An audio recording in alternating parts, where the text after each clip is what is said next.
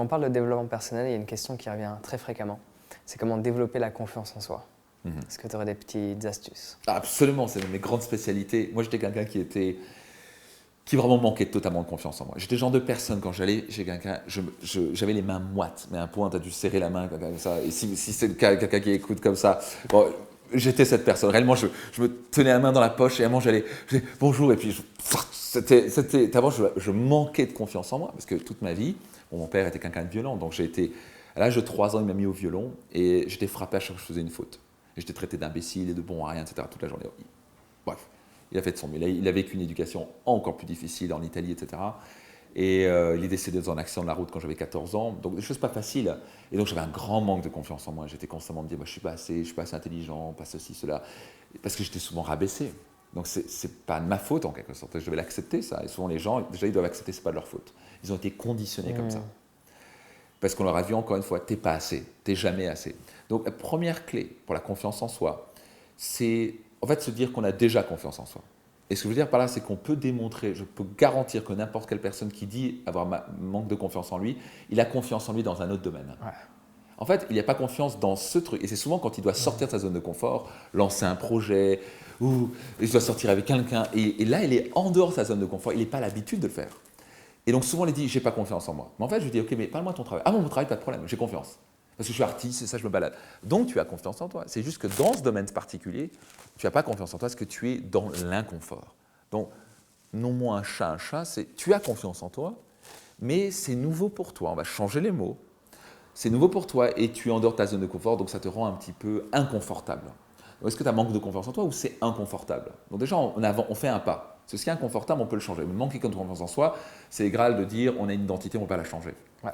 Donc en fait, on a confiance en soi, il faut juste la transférer ailleurs. Donc il y a plusieurs stratégies. La première clé que je vais donner, c'est changer sa physiologie. Donc la physiologie, c'est comment on utilise notre corps. Il y a une physiologie de la manque de confiance en soi. Il y a quelqu'un qui manque de confiance en lui, et j'ai coaché des gens à travers le monde, dans plus de 25 pays. Je sais comment ils font. On peut tous se faire, c'est un peu comme ça. Les épaules sont en avant, c'est un peu perdant, je n'ai pas confiance en moi, il y a peut-être un regard. Même quelqu'un comme ça, qui sourit, ne peut pas manquer de confiance en lui. Donc notre physiologie a un impact majeur. Donc sinon, je change ma physiologie, je mets les épaules en arrière et je marche comme un champion, je marche comme quelqu'un qui a confiance en lui, je me porte comme quelqu'un qui a confiance en lui, et je commence à parler comme quelqu'un qui a confiance en lui. J'élève un petit peu mon volume de voix. Moi, j'ai dû apprendre ça parce que j'étais le gentil petit garçon, j'étais un petit peu comme ça, et j'ai dû apprendre à changer ma physiologie. Respirer, sourire, dire regarde, t'as un mec bien. Au début, non, t'es pas bien. Mais bon, t'as confiance en toi. Non, t'as pas confiance en toi. Mais bon, j'ai dû changer ça. Donc au début, c'est changer sa physiologie. Ce que j'appelle ici, c'est la PMF, que j'explique dans mes séminaires, mon livre. Monologue, le M, c'est le monologue. Qu'est-ce que je me dis à longueur de journée? Donc changer mes mots. J'ai confiance en moi, j'en suis capable, je vais y arriver. Pas, je suis nul, je vais pas y arriver. Je suis trop jeune, j'ai pas de diplôme. Ou je suis trop vieux, je suis pas trop. Je suis une femme. J'ai confiance en moi. Et donc, c'est le conditionner. C'est prendre le contrôle de son monologue et se dire, vraiment le faire tous les matins, tous les soirs. Et se dire, OK, j'ai une confiance en moi. Je vais y arriver. Je ne suis pas plus con qu'un autre. Je vais me donner les moyens. Ça va être inconfortable, mais je vais y arriver. Si on se répète ça encore et encore avec une bonne physiologie, si on se répète ça, méthode Coué, comme ça ne va pas marcher. C'est vrai que la méthode Coué, pour beaucoup, ça marche, mais pour plein, ça ne marche pas. Parce qu'on peut se répéter à longueur de journée, j'ai confiance en moi, j'ai confiance en moi. Non, le cerveau fait, non, la physiologie gagne toujours. Parce qu'on parle du coup de l'inconscient. Ouais, par exemple, je peux dire, je suis vraiment malheureux. Ouais. Les gens, ils n'en voient pas du tout ça. Ou bien, tu sais quoi, je suis vraiment triste aujourd'hui. Donc les mots sont moins importants que la physiologie, mais ils sont quand même importants. Et le troisième, c'est le F, le focus, sur quoi on se focalise. Les gens qui manquent de confiance en eux se focalisent sur la défaite, le rejet. Les gens qui vont se foutre d'eux, ils vont voir la défaite. Il faut changer son focus et on en est en contrôle, on ne peut que penser à une chose à la fois. Et donc, c'est visualiser ce que je vais recommander tous les soirs avant de se coucher, la victoire. Réussir, accomplir, y arriver avec confiance. Moi, je m'imaginais être quelqu'un qui marchait avec confiance, qui serre la main avec confiance, alors que je n'avais pas du tout ça.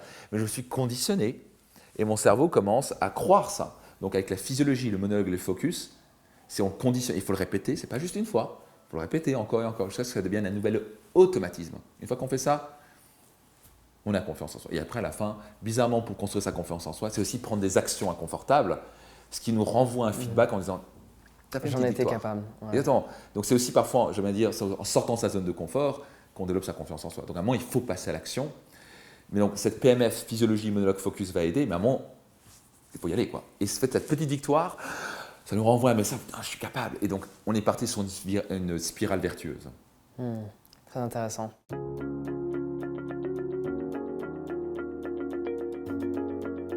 Alors j'espère sincèrement que tu as apprécié ce court extrait de l'interview que je t'ai partagé avec Max concernant la confiance en soi, un élément essentiel pour réaliser ses rêves.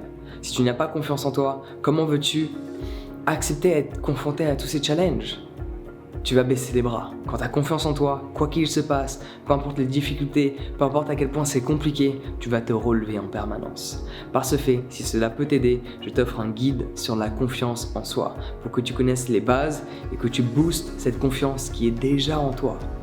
Donc pour accéder à ce guide gratuit, c'est très simple. Clique sur le lien dans la description pour y accéder. Par ce fait, on se retrouve directement de l'autre côté. Prends soin de toi et passe une excellente journée.